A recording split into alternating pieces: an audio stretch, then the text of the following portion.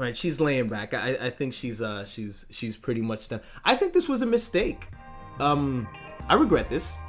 This is pretty bad. I don't know what to say to you. You can tell me you love me for making this show that much better. You're listening to the Double D's podcast. I'm Dom. I'm D.respect. He's got a great set of tits. I get so angry thinking about this kid. Because that's what most people are bitching about. I'm from New York. You know what I mean? We like to eat out here. You know? You gotta stop looking at interacting with people online as a cheap date. My father used to drink. Get the fuck away from me. Hold on. I come a lot, by the way. You're going to do all the rap stuff. If you didn't say it, somebody in the comment section would have said it. It's like how you feel when you're having a paranoid high. That's a dynamic connection right there.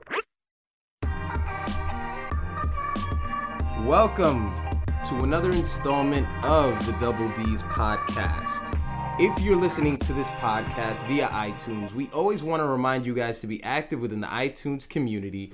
Please comment, please subscribe, please review the Double D's podcast. It helps the podcast out so very much. But make no mistake about it, you are listening to the Double D's podcast. I am D.respect. And this is Mysteriousness. I'm finally invited back. She's allowed within the Double D walls. Now that Mr. Dominic Rab Run, he always gets upset when I don't get his last name right, is in Japan right now. So we've got Mysteriousness sitting in his place. How are you?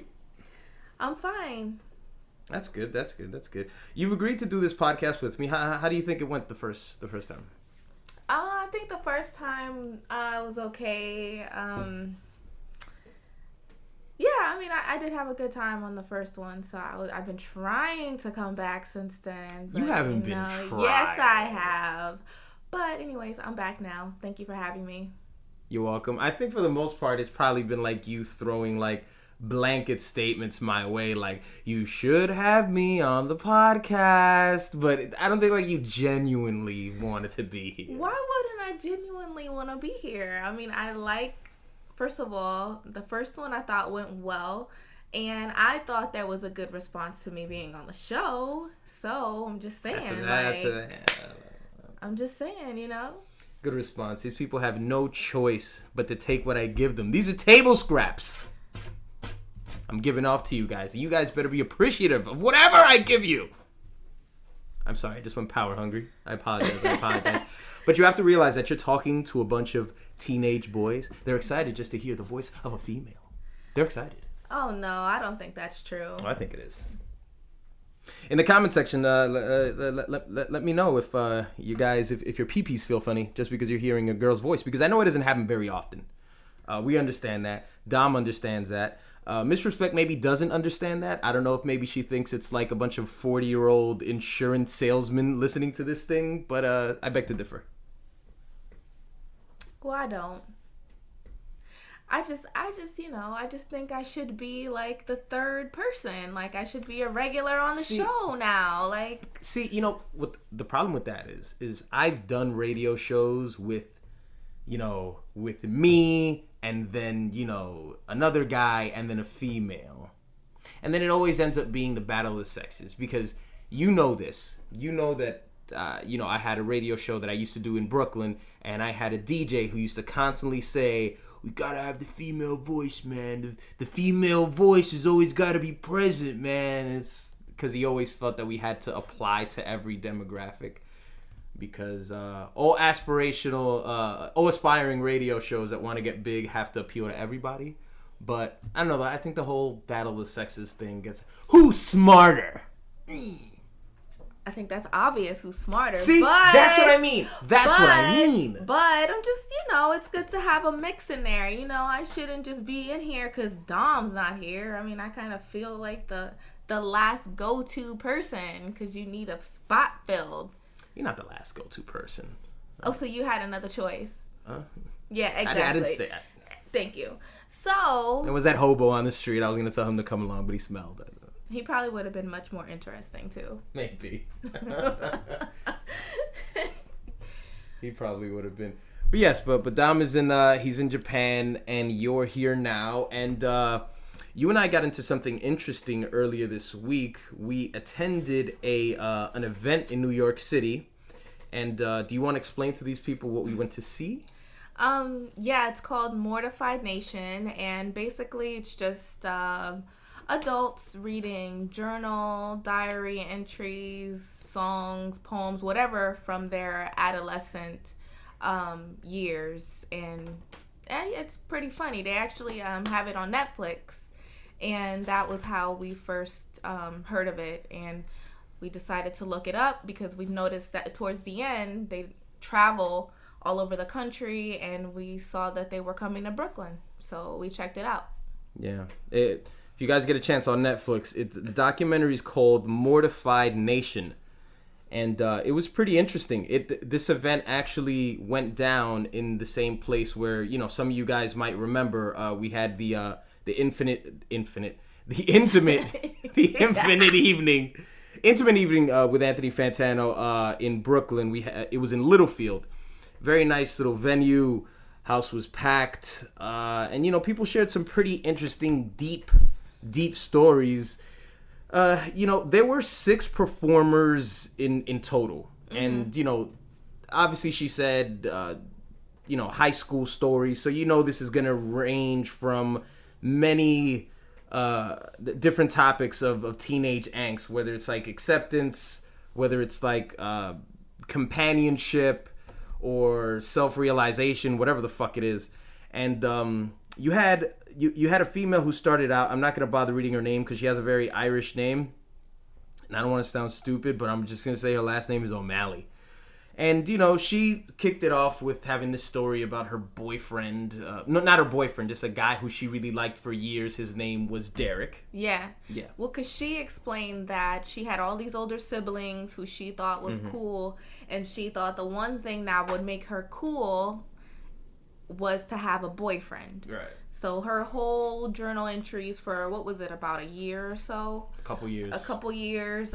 She talked about this guy who she just basically wanted to be with, and basically she was obsessed. Yeah, she was pretty obsessed. Yeah. I brought you on this podcast because I wanted to interrogate you to find out who was your Derek. And guys, that's what this is all about. Doom, doom, doom. That's what this is about. Who's Derek? Oh my god, I don't know. Like, his name was Jamal. He was captain of the basketball team. Why does it have to be Jamal? Because you're black. What? Wow. So, I mean, I don't know. Basically, just a short history or background information. I went to a lot of different high schools, so I probably had a lot of different Dereks because I was somewhere just about each and every year of my high school life. But, I mean, of course, everybody's got like a high school crush. So, yeah. Mm-hmm. The second female who came along... this is where my problem with the show came in. Because you had the first girl come in and she obsessed about Derek, and the second girl comes in and not only was she obsessed with another boy, but his name started with a D as well. That's a bit, you know, his name was David. So it's like, not only is it the same subject matter, but it's like the name sounds similar as well. But I thought her performance was kind of like blah, because I felt like the second chick was very she was very hammy. Her story, whereas the first girl, when she was talking about Derek, was just very natural and very casual. This girl was trying to add some theatrical flavor to it. Like, she was like, and then David came through the door. He whisked into my arms. And I thought, what an asshole, you know? Like, I don't know, it's just too much. I think, well, another thing to factor into that is she said she'd been reading her journal entries for 3 years. So I think, you know, for her, it might have started off as a natural, but now this became a full-on performance for her. Now she was the... And it wasn't a good performance. I don't know. It wasn't a good performance. I thought it was okay. I thought the way she ended it was actually pretty depressing.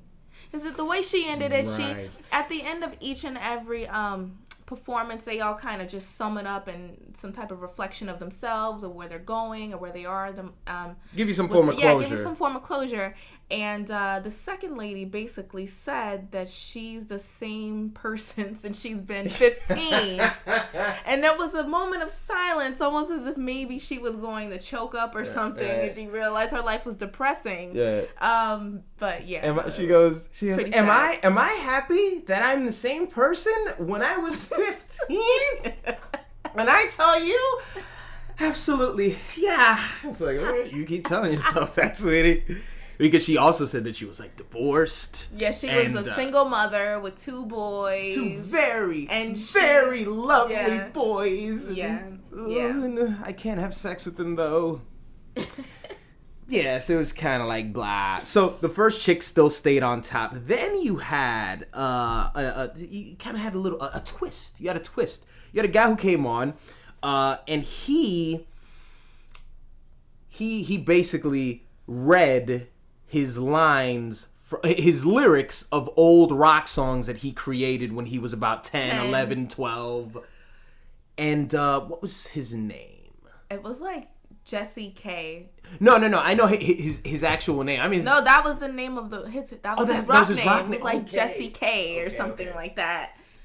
But basically, he was just saying, he made all these songs about rocking on and partying, and I thought it was funny. 10 years old, so what could he possibly know about that, right? So, he's just basically reading his lyrics, and yeah, I mean, I personally thought he was okay, but Mr. Respect here thought he was one of the best. I thought he was one of the best because he had a lot of humor in his performance.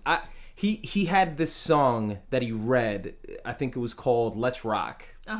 And almost every lyric in the song was him granting you permission, as if he's like the liaison, or he's at the pearly gates of rock, and he tells you, "So go ahead, be my guest. Go ahead and rock." And then he rhymes it with something simple because that on this side we can't stop. Your issue with it, if I remember, your issue was that he didn't harmonize these lyrics, and that would have made it funnier to you. Yeah, I thought now, whereas we discussed the lady before, she kind of had, her entries were down to a performance. I felt if anyone should have performed their entries, it should have been him, because they were lyrics. And especially, there's the second half where he talked about, he wrote a song with his mother's best friend who was like newly divorced, and her name was like Nona. So this 40-year-old lady and this 10-year-old boy writing love songs. Now they're no longer about rock, they're about love, and one was called Butterfly Kisses or something like that. I just thought they should have been harmonized, or there should have been a backbeat or something to kind of hype it up a little bit. Well, there was that guy on the documentary of Mortified that he kind of in the same scenario. He wasn't a professional musician now. The guy that we went to see, Jesse K, he said at the end, when he gave his little wrap up, he said, "I'm actually a professional musician now." And but this guy in the documentary, he was sort of in the same scenario as a kid, and Mortified actually allowed him to perform on stage with his own live band. Yeah. Remember? Yeah. And his story was really funny because not only did he write song lyrics, but he had an entire band, but there were no other members ever. It was just albums and albums of songs that he wrote, and that was pretty much his whole career there. So moving along to my favorite person. My favorite person of the night. The worst one. Okay, my favorite person of the night. His name was G. Scott. G. Scott Morgan. Okay, he had his sort of thing was when he was a kid, he just had like a lot of depressing, nihilistic thoughts on the world. So he was studying Julius Caesar at the time in school. I don't know. I just remember he said he was going deer hunting with his father, and his father got mad at him because he was reading Edgar Allan Poe. Yeah. Because that's sort of dark, and that's just how he was when he was younger. But when he had started writing this, he was dealing with a lot of like wordy literature in school. So he tended to use a lot of like big words in his entries or whatever. And his entries were just like we're all gonna die. We're all going to die, sort of like that roach headed nowhere. He just used all these like silly metaphors, and obviously they sounded real deep when he was a kid, but every time he laid one of those like deep metaphors, like a snowflake, that lands on the ground and melts away, and then everyone starts laughing, and he has this kind of like this stupid look on his face, like, I don't know, man, like, I don't know what the fuck I was thinking. That's why I felt that one was the best, because it was the most, I think it's the one that actively, after every line, he acknowledged just how silly it was after every time, because he couldn't believe how fucking stupid it was that he wrote. It was just like, I don't know. And I will add that when he made these real deep statements, he said Scotty at the end of them, as if, my words were so important that I had to quote them. I had to be quoted like I was fucking Dickens or something like that. But you don't like I didn't know. I don't know. I mean, I understand as, a teenager, you think nobody understands you, like nobody's going through what you're going through, and that things are never going to get better. But I just felt the vocabulary that was used in these entries were extremely fabricated. I felt that way. I don't know. I don't know. It just didn't feel organic to me. Yo, my dudes out there. Yo, I think we smell a hater, my dude. What you think, my nigga? Yo, I think we got a hater. Niggas is hating out in these streets, B. So basically, you were intimidated by his choice of words. Is that what it was? Like, no, not intimidated. The penmanship was so great. Whatever. I just thought he added some stuff in there to make it funny. Okay. I'm not even going to comment on the last two bitches that performed. Oh, no. Jesus Christ. You have to. The most long-winded... Okay. No. I'll get to the next person, but I'll explain, because we had two more performers, and and that's it, and that was the end of the night. But I will explain just why I couldn't stand the last one. Well, hold on. Yeah, explain Jill. Jill comes on, and Jill's I was gonna say Jill's a female. I guess that's pretty obvious.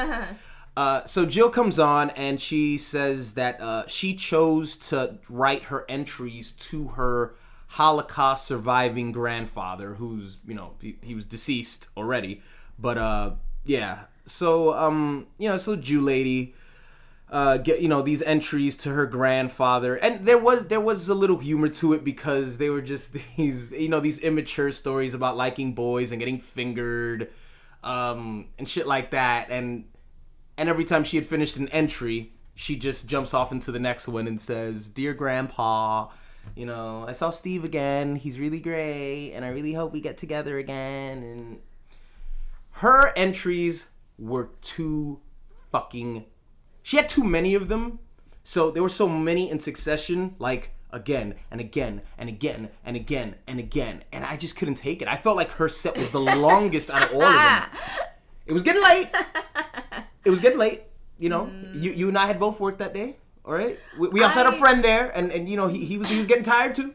But I feel like hers was the most real. Like, she's writing to her dead father about getting fingered and smoking pot and all of this stuff, and it's like each and every entry started off with dear Grandpa, but like they all talked about her little, experiences with these boys and other sexual things, which just made it so awkward, because what grandpa would want to know about his granddaughter doing any of that stuff? That's why I thought it was hilarious.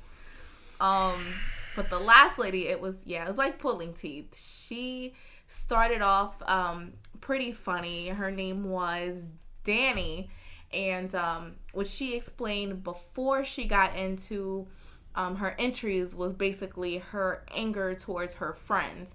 So they didn't really center around a boy or anything Which like was that. different. She talked about how much she could not stand her friends and how much they pissed her off. But again, like he said, it was just too long, and we were just tired, so felt like, each and every story just continued to drag on, and yeah, so But overall, it was interesting to see these people get up there and read their entries from when they were younger. Whether they were real or fabricated, it doesn't matter. It's an interesting concept. You said, all right. So other than the language that was used in the, the Edgar Allan Poe guy, you think some of the events are, because I'm pretty sure that got addressed in the documentary at some point. What was addressed? Whether they make up these stories. I mean, I don't remember that much in the documentary, and I don't really remember the screening process either. But no, I mean, if you have a chance, I guess it's good to see it. They also, at the end give you the information to like audition and say, if you want to be a part of the Mortified Nation, they encourage it. And I mean, I wouldn't see it again because I always feel, I was explaining to him that it's a gamble. You don't know what you're going to get when you sign up or when you buy a ticket to go see an event like this. But it was interesting just to experience it.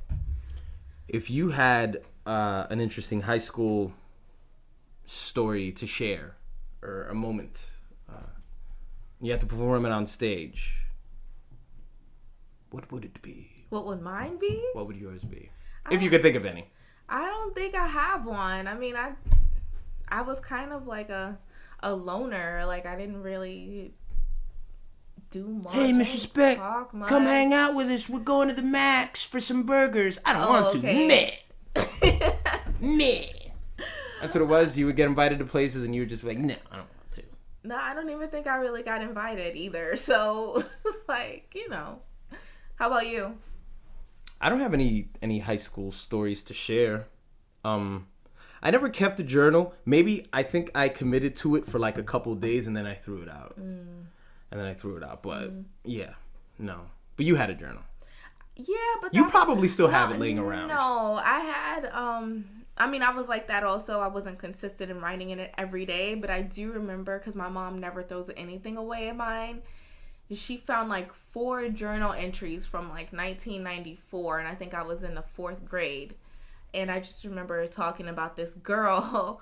Her name was Adriana, and I was like, she thinks she's all that because she's got her nails done. And that's all I remember. But it was like 4 pages of different stupid little things. I think even my mom made me mad, and she wanted me to go clean the dishes, and I got mad, or little stupid kid stuff like that. Adriana got her nails done, so she thought she was the shit. Yep. She thinks she's all that because her titties grew over the summer. What a fucking bitch. Yeah, man. I mean, I do think it takes a lot of balls for people to go up there and share that. So that, those people, they get credit for that. And it was a very enjoyable show. I do believe that they perform in Philadelphia. They perform in California. It's like all major cities. And they even have California's not a city, but Los Angeles, I believe. Europe, too. And in Europe they as well? Said something about Europe, yeah. Right. So if the Mortified just happens to make its way into your town, we do encourage you to go watch it. It's a nice show. Tickets are pretty cheap. I know you guys are fucking broke as fuck. Or you just don't have as much money as I do. I mean, okay. No. Okay, I've embarrassed myself live on the podcast in front of you, so it's happened before, and I'm pretty sure it'll happen again. We've been really amazed about what's been going on with this video online with this girl who got her ass whooped by like 7 or 8 chicks at a McDonald's in Brooklyn. And this story is crazy. Not that this isn't something that doesn't happen all the time, because it does. It happens all the time. But what I will say, this is unique because, number one, you don't see somebody get their ass whooped by that many people for that long a period. This is normally something that lasts probably like 15 seconds, and then somebody jumps in, or maybe somebody has friends who are in the area who sort of jump in, and then it turns into a brawl. But this was just, not going to put out any names, any of that stuff, though I do believe that the girls, I'll put the video in the description below if you guys haven't seen it, but I'm pretty sure up until this point, because I'm pretty late on this, I just saw it like 2 days ago and I just showed it to you. you know, I was just put up on this thing, so I'm pretty sure you guys have seen it, but I'll still put it in the description below. So basically what you have is a bunch of teenage girls, and I do believe it's gang related, and it's 7 on 8. And what I felt about the beatdown, notice I tried to sound so eloquent. What I felt about the beatdown, the most unfortunate part, the worst part about the beatdown was when she'd gotten under the table. Mm-hmm. And that other girl just kept kicking her in her head after everything was, like, over. That was the worst part about it for me. I mean, but I also feel like that contributes to kind of what we created today, which is, you know, world star celebrities. Everybody wants to be on World Star, beating somebody up, and after everything was all said and done, the camera's still rolling, and this girl wants to show, yeah, I'm a bad bitch. I'm a fuck this bitch. I'm gonna kick her in her head, although she's unconscious. And, you know, I just feel like that's why she kind of just took it to another level, because she wanted to get that camera time. Mm-hmm. But no, I mean, that's like, it was awful. I mean, that girl had already, I mean, she was already beaten up to capacity, and you kicking this girl in her head. You know, it's just, it was just really unfortunate what happened to this girl. But she held her own. I mean, up until a certain point, she did. She got one person, and she focused on that one person, and she did some damage. That's the plan when you're getting jumped, man. When you're getting jumped, that's the strategy. If you can at least get that one person, then you've done your job. Even if you walk away with a couple scars, right, it's still not going to matter. I remember a situation where I was probably going to get jumped when I was a teenager, but I didn't because I was smart. Did you go out the back way? What was that? Did you go out the back way? Out the back way? No. Did I tell you the story before when I was on the train and somebody threw something at me? Oh, yes. Yeah, so I was on the train and I was like, I don't know, fucking 17, 18, and I was on the train by myself, and the train was kind of empty, but there were a group of about 5 kids. In actuality, it was probably 2. But in my head right now, there were 5. Yeah, it was about that, like 3, 4, 5. And one of them took a M&M peanut wrapper and threw it at my head, and they hit me with it. and they hit me with it, and I just kept looking straight, man. I just kept looking straight. I just fucking sat there like, oh, that didn't happen. And they kind of snickered, and I heard one of them say, pussy. It's like, okay, yeah, you know, because I'm not willing to get my ass whipped, but I definitely would have gotten jumped in that situation. Never been jumped before, fortunately. It's never happened, but it would have happened then. Why, are you laughing at me or are you laughing with me? It's a little bit of both, because I could see some kid just throwing something at you and then kind of just sitting there like, oh, okay, yeah. It didn't happen, that shit. Didn't happen. Yeah. When you do that, like what I like to know within those groups is, or within that group, who was it that threw it? And who in the group was he trying to impress? Uh-huh. You know, that's what you never get with any of these. Like, you often think about yourself in this situation. It's like, oh, he hit me with a peanut. I mean, I was kind of upset, but I didn't look. I almost got jumped. But what was going on in that one kid's head, like Ralphie's head, when he was trying to impress Hector, you know, by hitting me in the head, and Hector thought he was a real nigga. Yo, remember that time we were on the train, I hit that dude in the head with the M&M. I don't know what they were expecting. I don't know. It was something about me they didn't like? Was I just too handsome? What was it?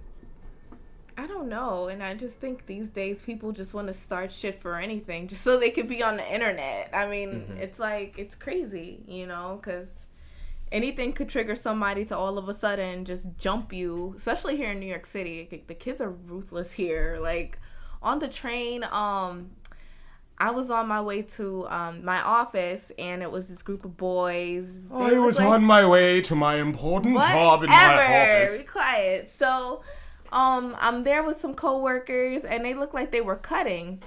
They probably were about maybe 15, 16, maybe even 17, and I'm not really paying attention to them, but I'm kind of just, you know, keeping an eye on them because they look like they were about to be into some bullshit.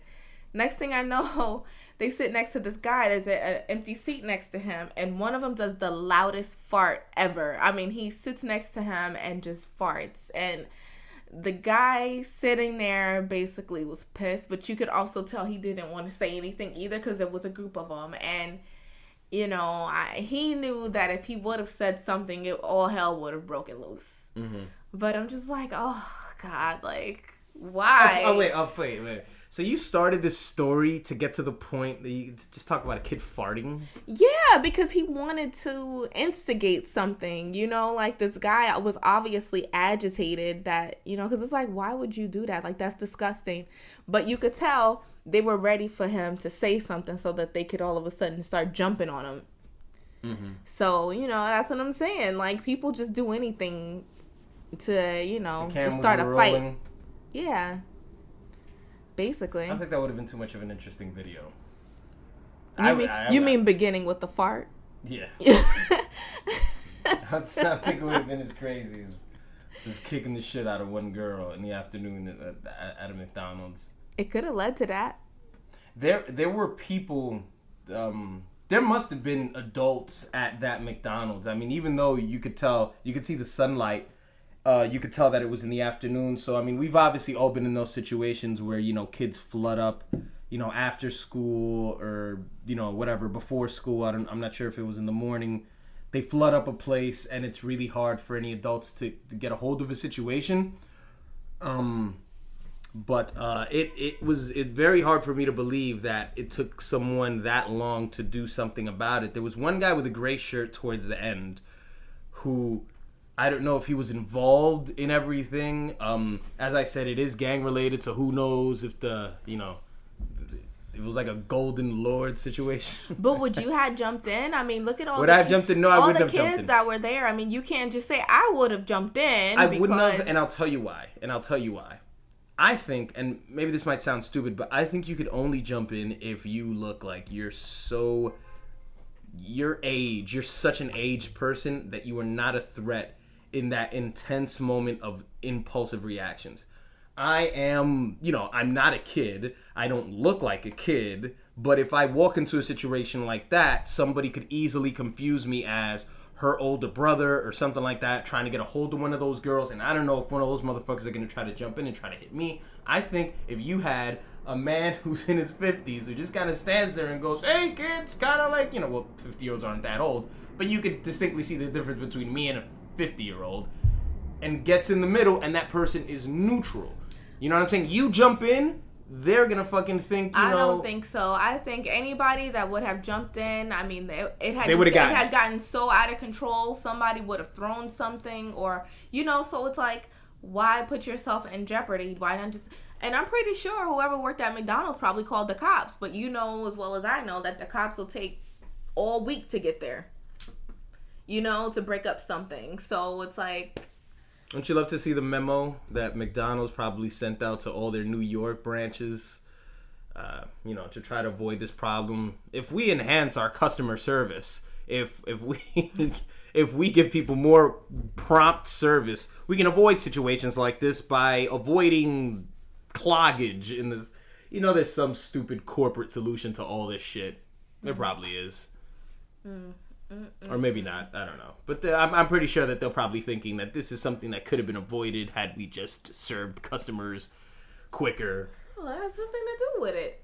Those girls probably came there just to fight. I don't think one of them was ordering a double cheeseburger and waited too long, and that's how she got popped in the head, because she was there waiting for too long. Which is why I'm confused, because if they were meeting up, and that's what they said on the news, they said it was an agreed location, but it's like, you didn't bring anybody, other girl? Like, it was just you. It was just you. Hey, I've definitely seen those situations. in the high school where I've seen friends watch their friends get jumped. I have seen that. So I'm not doubting that this girl was getting her ass whipped and her friends were just watching because they were terrified. Mm-hmm. It's very easy to get caught up in all this stupid gang shit and, when you're 14, 15 years old, until shit gets real. Right. And when shit gets real... I do remember running with a crowd that was very involved in gang activity. They were trying to start their own branch in the school. It was like a Hispanic-based gang or something like that. I forgot what the fuck the name was. And, a lot of the guys that were, the head of this thing were guys that I used to hang out with. Now, even back then, I had no interest in joining any of that shit. But I do remember this one time that one kid was jumped outside of the school for whatever reason, and I was in the crowd. And I was with the guys that were jumping him, you know. And I do remember his head was on the ground. And I do remember maybe sort of nudging. Your foot kind of just lightly tapped. Yeah, just like, take that. I didn't stomp the kid, man. I don't remember, you know, I don't remember what the scenario was. And, you know, it wasn't as big of a crowd around or anything like that. But I do remember always saying, nah, guys, I'm not going to do any of that stuff. But, you know, the guy was on the ground and I kind of just said, huh. I do remember doing that. So you had to get a lick or two in.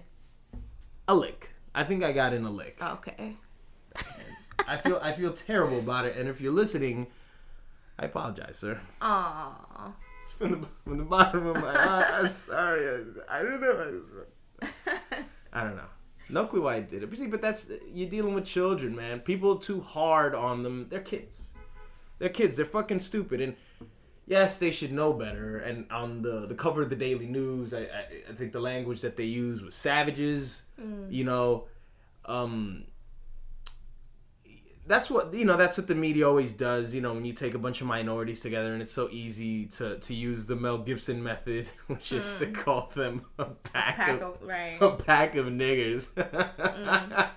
Mel Gibson is a special human being. You gotta appreciate the guy who has that much talent. He's a good-looking man, and he's fucking racist as fuck. He is racist as all fuck, man. He said, if you get tackled by a pack of niggers, there's so many things that is so wrong with that fucking statement. But that's what the media sort of does. They labeled them savages, and, you know, it's all that racial divide stuff, and, you know. Hey, this is the topic of... I am the biggest hypocrite of 2015, the Black of the Berry song, Kendrick Lamar, which I showed you. You didn't care too much for it. Yeah, not really. I mean, I have to listen. If I listen to it again, I might like it again. I don't know. Yeah, I mean, it's just, the song is basically on that premise. I mean, it's on the premise of you take a situation like that and look at the value that blacks would give their own lives and just watch that the next time they get overly sensitive about one white person, you know, being unjust to a black person, you know, but you just had, you know, 7 or 8 of them. If this was 7 or 8 white kids beating the shit out of one kid, people don't say it's race, you know, they don't say it's kids being kids, they say it's racism, you know, and it might be, but, you know, that's always the constant argument. It's, you know, that we're hypocrites in that sense, and yada yada yada. I think there was I think cops were shot in Ferguson a couple days ago. Oh yeah, like 2 cops were shot. One was like shot. Good, well deserved. Fuck them. Why? No, I'm just joking. Oh my god, I think one was like shot in the face. In the face? It's either the face or the throat. One of them got it really bad, and the other one, I don't know, was probably shot in the leg or the arm or whatever. I don't know. As a African-American woman, are you at some point sort of conflicted between this dichotomy of having to care so much for black life, but acknowledging in the other way that black life isn't valued by blacks themselves? Is it something that ties you up and upsets you as a African-American woman? I'm sorry, I don't know what I did that. Yeah. You understood the question, I'm sorry.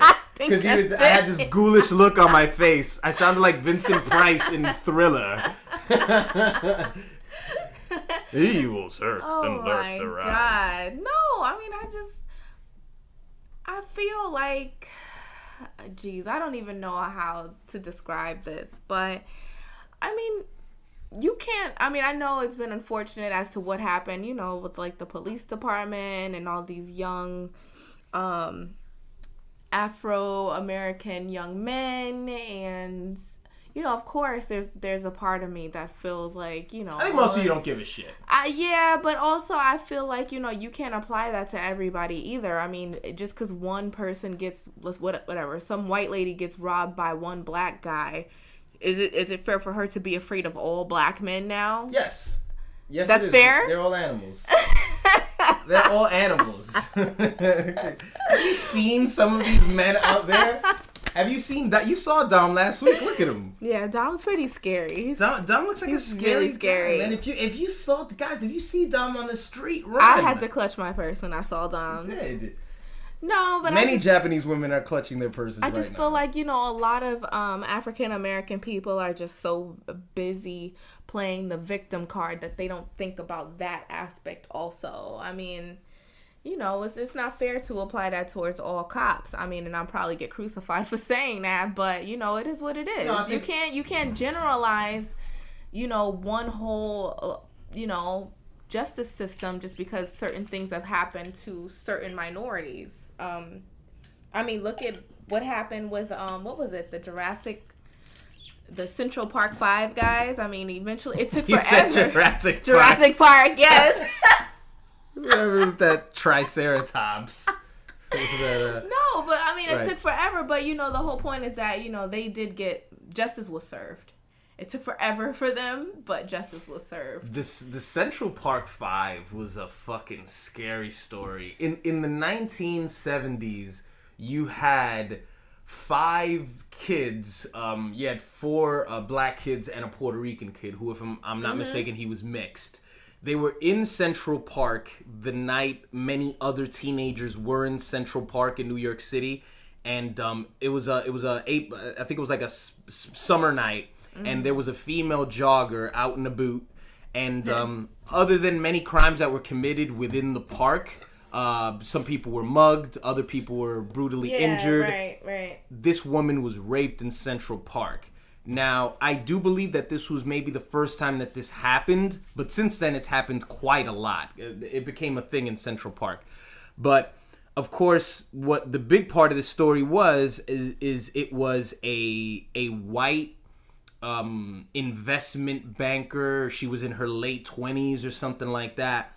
And long story short, they caught these kids and they got them in the precinct, and they did what, you know, they say cops normally do, which is they interrogate you and they basically make up stories and say, listen, Dom gave you up half an hour ago. He's already home.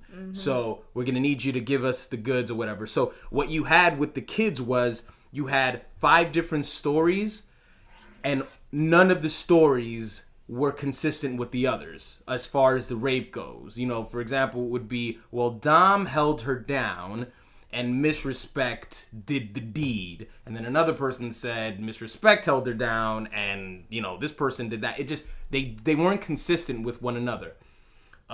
Years later, you found out, after these kids did time, they were grown men already, somebody else had indeed raped the woman. It was one guy that raped the woman, and he came forth and admitted that he committed the rape. He was a Puerto Rican guy, you know, so it wasn't like, oh, see, it wasn't a minority. He was Puerto Rican, but it wasn't them. And these kids were wrongfully accused just to appease the masses because people were outraged and the newspapers were referring to them as, I don't think savages was the noun that they... it was. Savage is a noun? Is that person, place, or a thing? Okay, I guess Yeah, a savage would be a thing. Yeah, okay.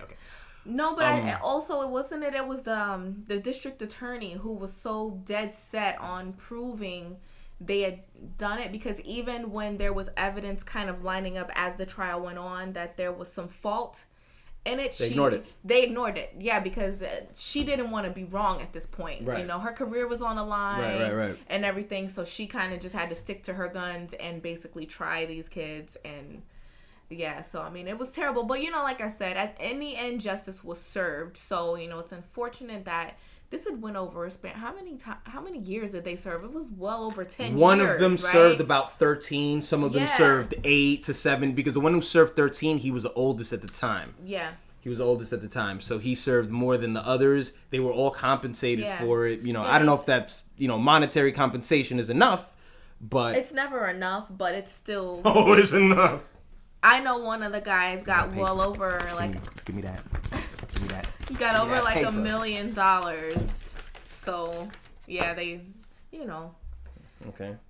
So, I mean, we do recognize that that's going on, and that's why I just never get outraged anymore by these stories that are just asking me to care so much, because I know the real out there. I have friends who are officers, and I do know that a lot of these guys are just there for the paycheck, man. They just got to feed their kids, and that doesn't sound like the most noble thing when you think of a police officer, because you're supposed to think of somebody who is there to uphold the law. But in reality, that's often never the case. It's just, hey, these are the benefits that you get after about 20 years. You retire, I believe.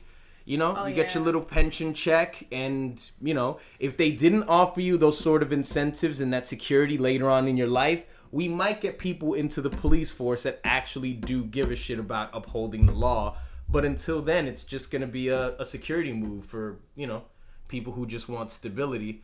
And which I think is a good thing, because I think if somebody wants stability, they're often not the police officer that ends up beating the shit out of people. They're maybe the police officer that who's not excessive. Which I don't know if a police officer who doesn't do enough is just as bad as a police officer that does too much. Maybe, I don't know, maybe. I mean, I think they're both equally bad, but... Okay, so the George Zimmerman cop and the cop that's like, hey, man, I just want a paycheck. They're both bad. Yeah, because if I'm running to you and I got a stab wound and you're kind of just sitting there, it's like... Okay, a stab wound? Jesus. I'm just saying. You just expect the woman to just be so extreme. You just don't want someone that's going to be nonchalant and be like, oh, okay, hold on, man. You're like, what the fuck? I'm like bleeding. I was stabbed, I don't know about a stab wound, all right? Why? And my this burp... is New York City. People get stabbed every day. I could get stabbed. You could get stabbed. Like, it's all fair game out there. I'm bulletproof. Are you? Knife proof. Oh, okay. I was going to say that. Nothing to do with a stab wound. I'm knife proof. I just, that's just not going to affect me. Just... Hold on, little lady. I mean, you're safe. You're safe. You're here in the Double D's podcast. And since you are in the Double D's podcast, since you're here, we do have, we've got the smell in the air. We've got the feminine smell in the air. We've got the estrogen. It's everywhere. It's normally, hot, sweaty, testosterone-induced environment. We have a female here. So now we have a female here. We're going to take advantage of the situation. Oh, God. Okay. So, what you can help us get to here, okay? Because I'm never fucking bringing you on this thing ever again. You're terrible. I don't even know why I decided to do this. Oh, God. What advice would you pretty much say to the teenager who is writing in his journal, who's obsessed about that girl that he'll never have because he's, let's be honest, you're hideous. He smells, he's socially awkward, he has no talents, he doesn't get good grades, he should probably kill himself, and he loves video games way too much. What would you say to that guy who likes that girl in his college, or in his high school, or at work? What advice would you give him? Well, first of all, if you smell, that's not a good thing. Like, you gotta fix that first and foremost, because girls, we're very aromatic, like the smell of cologne, and that's the first thing that will help you out. So if you got a body odor problem, then you got to check that. Somebody with a BO problem doesn't know they have a BO problem. You'll know, because if you're sitting on public transportation and nobody wants to sit next to you, that's a problem. That means you smell. It happens to Punjabi people all day, every day. I mean, I would just say, other than that, you just have to...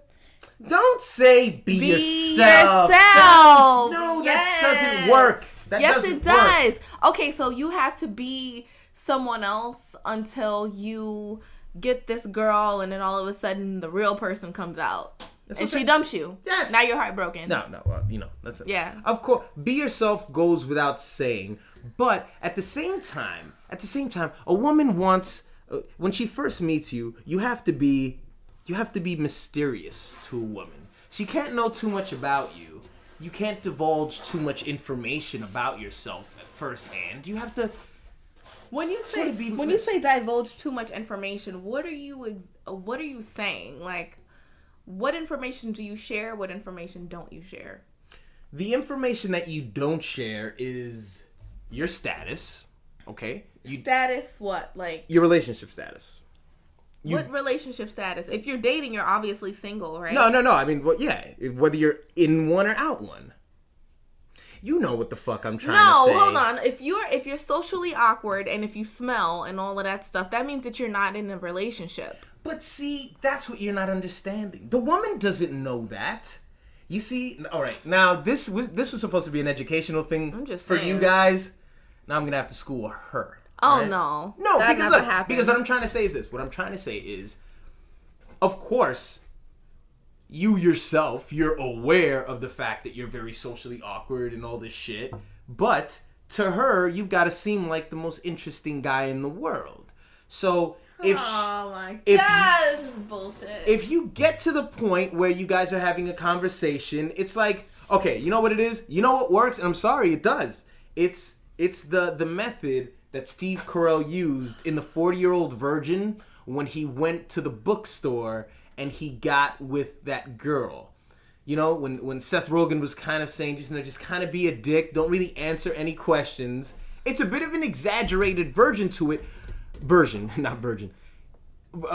to it, but it kind of is true. You have to make yourself very mysterious, like you're just having a good time, and you just so happen to be speaking to this female, not because you're putting her on a pedestal, but because you just so happen to be talking to her because you're just this interesting guy. No, but I don't think that has anything to do with being mysterious. I just think you have to be secure in your own skin, and on the first date, it just has to be you getting to know her and her getting to know you. Not with any agenda, like, oh my God, what am I going to do if she's not my girlfriend or if I can't make her whatever. But initially, you have to just, you started with getting to know her. But you know, like he said, you don't divulge too much information. You don't want to tell her about the girls that you've banged previously and all that. Like, no girl wants to hear that. Well, especially on the first date. On the first date. That's what I'm saying. That's what we're talking about on the first date. So, in the first date, it's just conversing and getting to know her just like she's getting to know you. But you don't want to be cryptic and mysterious because you want to keep her, quote unquote, guessing. Because some girls will be like, you know what? I ain't got no fucking time for this. This nigga don't know how to talk. He can't hold a conversation.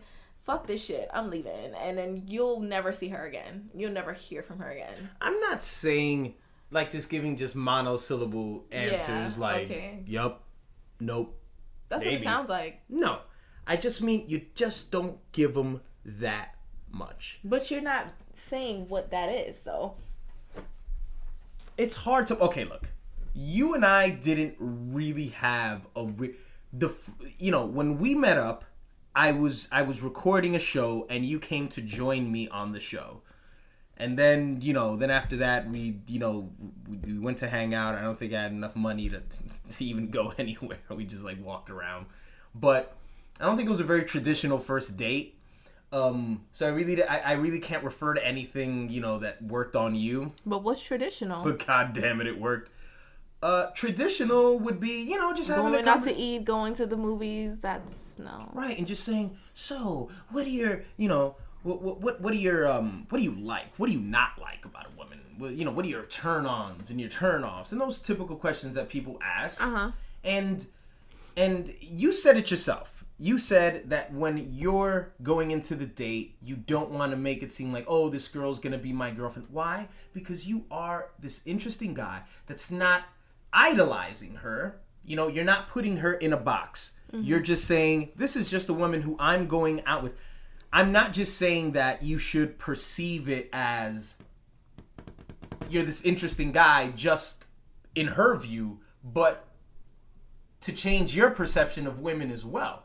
That when you go on the date, you shouldn't put all this pressure on you about, right. This is going to be this and it's going to be that. And maybe you and her are going to go out on a date and you'll just end up being friends. Right. It might just happen, and there's nothing that you can do about it because if there's no chemistry, there's just no fucking chemistry. Mm-hmm. But you're going on the date because I'm I'm living, man. I'm just a big old douche, and douchiness works at the beginning.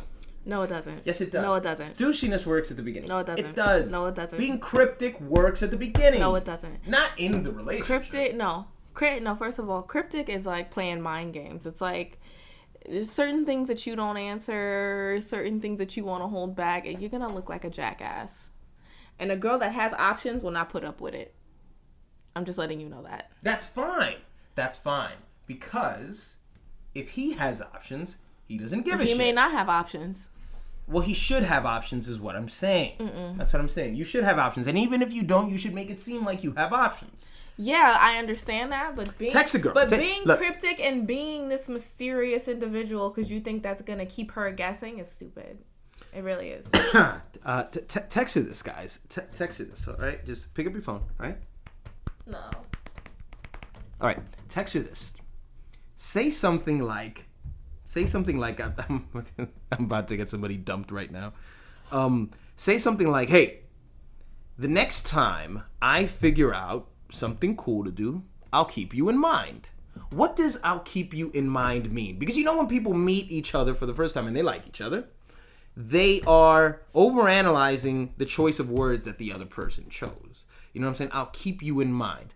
I'll keep you in mind is sort of something that an employer says when somebody comes in and interviews for a job and say, hey, we'll keep your resume here. We'll keep you in mind. Why will we keep you in mind? Because we have a mental Rolodex of other qualified people and we'll let you know, okay? I'm not going to tell you, hey, I'd love to go out with you. And look. And then when you figure out what you're going to do with this with this whore, or this woman, this great woman that you've got, whatever she should be, you tell her that you figured out this great place to go to, but you don't tell her what the place is. Again, being cryptic and being mysterious works a lot. Tell her, meet me on the corner of such and such, and have it be 2 blocks away. Or, you know, if you're driving, just say, I'll pick you up, we're going somewhere. Don't tell her what it is, because what's going to happen? Misrespect is the 2, 3, 4, 5 days leading up to that date, she's going to wonder, where's he going to take me? What am I going to wear? Unless you want to be very straightforward and say, hey, look, wear something casual, meet me here, you're going to have fun. Different. That's called chivalry. Sorry, whatever. But no, when you talk about being cryptic and being mysterious, it just sounds like when in the minute, like if you're in a if you're talking to the individual that they're just not divulging any information about themselves, like people that answer question with a question, that's annoying.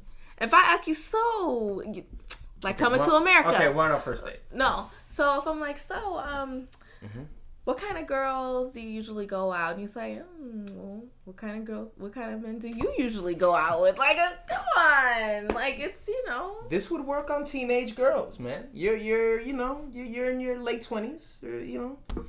That didn't work even when I was a teenager. Well, it'll work on these women, I hope, to this individual that just has no chance whatsoever. Let's be honest. No matter what we say, you haven't got a shot. You haven't. I'm not convinced that you have a shot. I hope you don't have a shot. I'll hate you if you have a fucking shot. Is actually what this is all about. I'm just projecting all over you. I'm sorry. I apologize. Overall, you just have to be yourself. Even if you're an asshole, if, you know, you're the nicest guy in the world or whatever it is, just be who you are. Because once you are in that relationship and you get that individual and the real colors start coming out, then that's it for that relationship. You have to be yourself and set expectations from the get-go. What do you mean? This is expectations. This is what I would like in an individual. That way, when you're into have a list. Not a list, because then you're saying, it's like now you're making it seem like it's a chore for them, but you're just saying, you know, when I'm with someone, I like, you know, that they cook, I like to go out, I like this, I like that. That way, if it leads to more, they can't say, oh, well, you always want to go out. Yeah, I told you that I like to go out. Mm-hmm. You know what I'm saying? So, yeah. I think it's a bunch of shit. No, it's not. I apologize to you guys for bringing her in here. And I'm going to punch you. She probably might do that. So, you know, I'm just going to fall back and just, you know, relax. But, you know. So your advice would be just be a firework. It's not about being a Don't firework. let anybody out there tell you that you're not good enough, and You just have to be don't be a yourself. plastic bag. Be yourself. Set expectations for people and what you expect in a companion. What if? What if you're just trying? Okay, let's shift this from trying to meet a girl and not idolizing her. What if you just meet a tramp? You just meet a tramp and you're trying to get in them. But if she's a tramp, then she's obviously gonna agree to that also. But it's not always easy with tramps. Wants. Tramps have their rules, and Yeah, but at least she knows what the end result is going to be, which is after you hit it, that's it. She's never gonna hear it from you again. What's the best advice to just tapping a tramp? This is what I've always thought. Just tell her this is what I want. Like, I don't want a relationship. I just want to have sex. That's it. That's so boring. What do you mean that's boy? See, let me tell you what the issue with guys. You guys do way too much. And then that's how you end up with these stalkerish, fatal attraction chicks, because you give them mixed messages. You give them mixed messages. You give them the impression that you want a relationship because you give them flowers and shit, and you taking them out to eat in public places and stuff. Listen. So then they start thinking, oh my God, like, I know I usually sleep around, but this guy could be the one. But what you're thinking the entire time is, I'm just doing this until we can have sex. The flower is given to you, but you've always got to remember that the flower is given to the female. It means nothing to the man. The flower is been given to her because he understands that there is a social symbol that comes along with the flower. It's sort of a key into her vagina to unlock it. Well, you don't give a slut flowers. That's all I'm saying. Well, if you got an extra $15 in your account. Flowers to a girlfriend. Okay, well, you think about that when at 3 a.m. somebody's ringing your doorbell or calling you. Done this 15 before? times straight. Done this before? Maybe. Not with you. She's leaning on the desk like she's fucking Larry King. And I'm like the ambassador of Istanbul or some shit. Like, she's got her fucking elbows on the table. All she needs is a fucking mug with coffee in it. Get a little too comfortable here. Back up, dog. This is my shindig. This is my shindig, dog. And don't you be saying I'm wrong, because even when I'm wrong, I'm right on this podcast. Not today. Not today. Not today. No, but that's what I think. Just don't send mixed messages. If you want to just have sex, make it clear you just want to have sex. Don't be romantic. Because you can find another girl you don't have to be romantic with if you just want to have sex.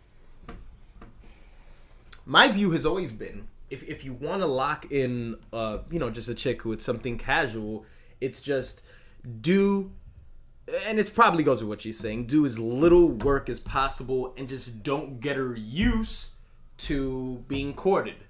So the first time that you guys meet should be in... It shouldn't be at a restaurant. It should be in a house. It should be just you and her coming over, or you coming over, and that sets the tone. Mm-hmm. Now, if you choose to make it, make the first date something like an actual date, do some run-of-the-mill, let's go watch a movie.